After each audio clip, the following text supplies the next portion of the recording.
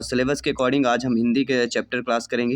हिंदी में सभी को पता है हिंदी भाषा में 15 प्रश्न पूछे जाने आपके चयन परीक्षा में। 15 नंबर की हिंदी में आने वाली, जहाँ आपके अपठित गद्यांश पद्यांश के प्रश्न रहेंगे, समझ वाले प्रश्न रहेंगे, ग्रामर के पोर्शन रहेगा। तो न्यू सिलेबस के अकॉर्डिंग आपका पहला प्रैक्टिस सेट है जो आपके सिलेक्शन चयन परीक्षा के लिए, क्योंकि 100 नंबर पे अगर यहाँ पे सिलेक्शन पाना है तो सभी को 80 प्लस का स्कोर यहाँ पे लाना पड़ेगा। तो चलिए शुरुआत करते हैं, आइए प्रश्न को देखते हैं। पहला प्रश्न आप लोगों की स्क्रीन पर दिया गया है। प्रश्न दिया गया है कि निम्न में से निम्नलिखित में कौन सा मूल जो है दीर्घ स्वर नहीं है। दीर्घ और लघु दो चीज़ तो आप सभी लोग जानते ही होंगे, समझते होंगे। बड़ा आ, बड़ी ई, बड़ा ऊ और ओ दिया गया है। 4 ऑप्शंस दिए गए हैं आप लोगों की स्क्रीन पर। चारों ऑप्शंस में देखिए दीर्घ स्वर की पहचान बताना है। दीर्घ स्वर, लघु स्वर। दीर्घ स्वर को 2 में गिना जाता है और लघु को 1 में गिना जाता है। तो बड़ा आ, बड़ी ई, बड़ू, ये तीनों हमारे दीर्घ स्वर कहलाएंगे, सभी लोग समझ गए होंगे। और जो ओ आता है ये लघु में कहलाता है। अगर यहीं पे अ लिखा होता तो अ फिर आपका दीर्घ स्वर में आ जाता, लेकिन यहाँ पे केवल ओ लिखा गया, इसलिए ये किस में आ जाएगा, दीर्घ स्वर में नहीं आएगा, ये किस में आ जाएगा, लघु में आ जाएगा। ठीक है ना, सभी लोग समझ गए। चलिए बढ़ते हैं आपके सेकंड क्वेश्चन की तरफ। दूसरा प्रश्न क्या दिया गया है, देखिए आपके स्क्रीन पर दिया गया है। सभी को समझना है, फीडबैक करना है। A to Z आपको क्वेश्चन के आंसर आपको कमेंट करके हमें बताना है। दूसरा प्रश्न क्या दिया गया है, सभी लोग समझिएगा, सभी लोग फीडबैक कीजिएगा। आप लोगों की स्क्रीन पर दिया गया है। दूसरा प्रश्न यहाँ पे पूछा गया है, बहुत अच्छा प्रश्न है। सिलेक्शन की दृष्टि से, चयन परीक्षा में बेहतर स्कोर पाने की दृष्टि से कि छिन्न का विलोम क्या होता है। क्या वह आपका विच्छिन्न होता है, उच्छिन्न होता है, अविच्छिन्न होता है या विच्छिन्न हो जाएगा। देखिए छिन्न का विलोम, विलोम मतलब होता है विपरीत शब्द। जैसे सत्य का असत्य हो जाता है, रात का दिन हो जाता है, उसी प्रकार छिन्न का अविच्छिन्न हो जाता है। क्या हो जाएगा, according to question D option is the right answer.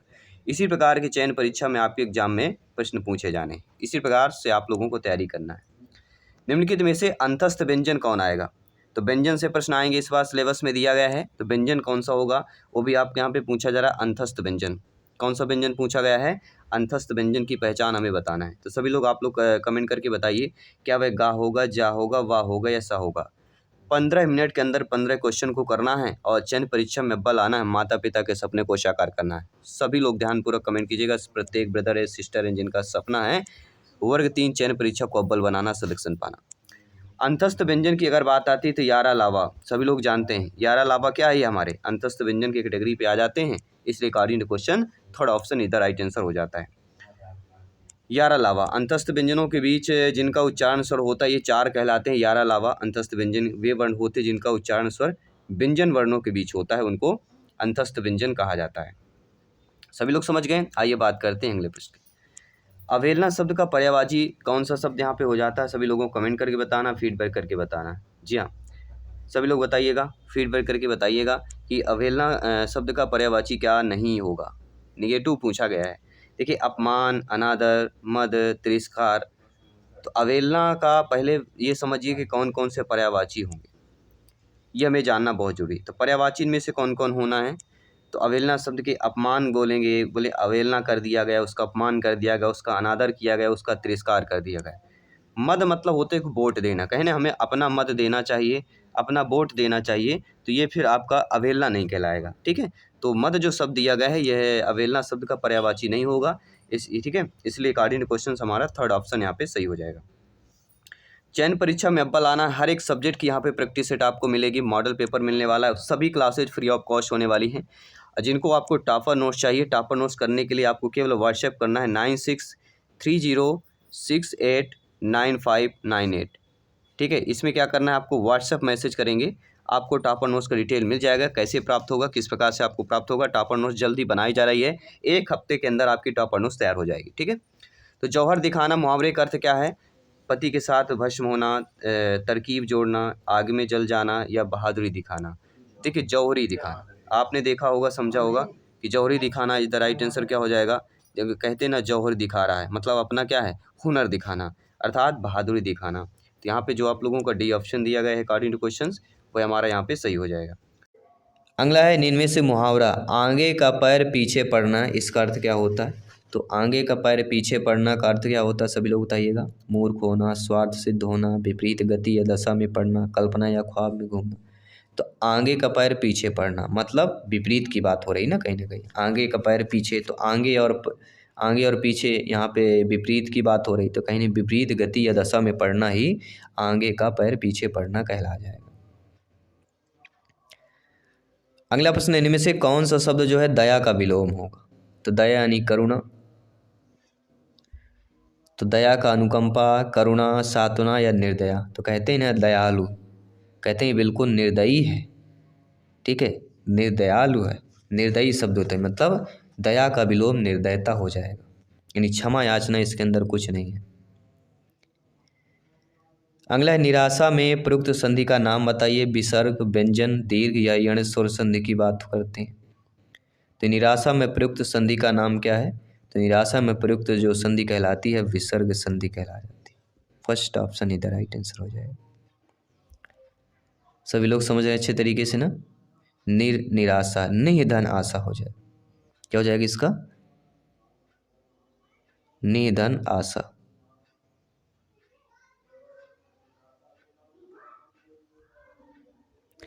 तो संधि, समास, प्रत्यय, उपसर्ग, अव्यय, ठीक है। अगला है दिए गए वाक्यांश के लिए एक शब्द का चयन करना है जो संवारा या साफ ना किया गया हो। क्या शब्द दिया गया है, जो संवारा या साफ ना किया गया हो। अपमार्जित, अतार्किक, अजर या आचमन, क्या बोला जाएगा। तो जो संवारा या साफ ना किया गया हो उसको अपमार्जित कहते हैं। क्या बोलेंगे, अपमार्जित।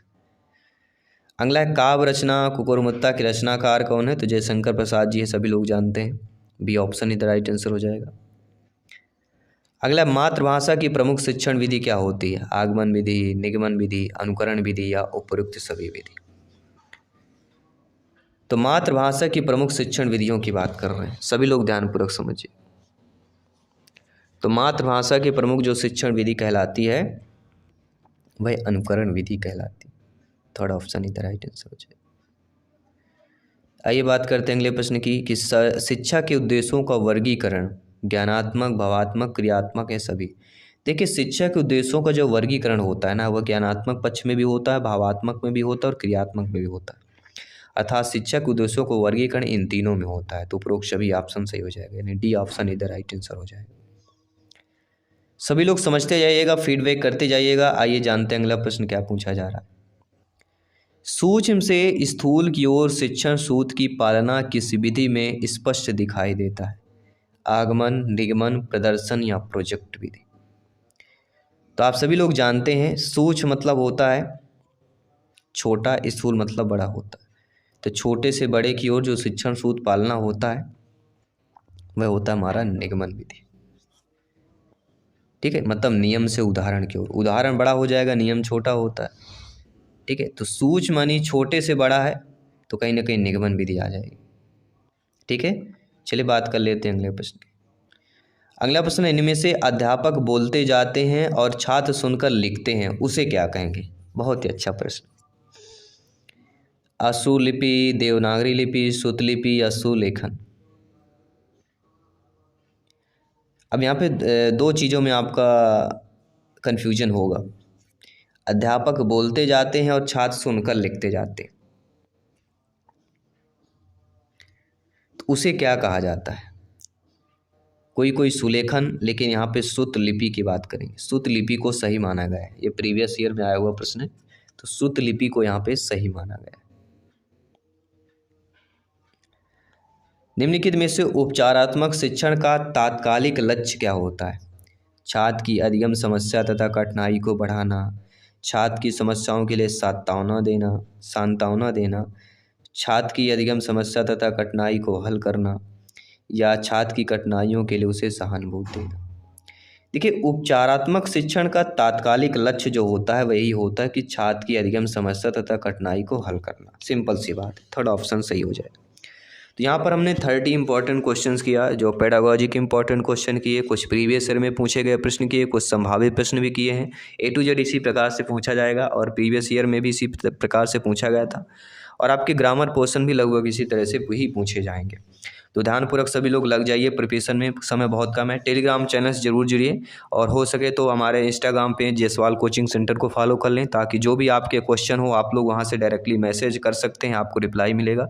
टेलीग्राम चैनल से इसलिए जुड़ना है क्योंकि जो पेपर होने वाले उनका फीडबैक वहाँ पे मिलेगा, क्या कैसे पेपर आया आपको, क्या आपको आगे पढ़ना है। ठीक है, तो सभी डेली अपडेट पाने के लिए जुड़े रहिए। धन्यवाद सभी का। जय हिंद, वंदे मातरम।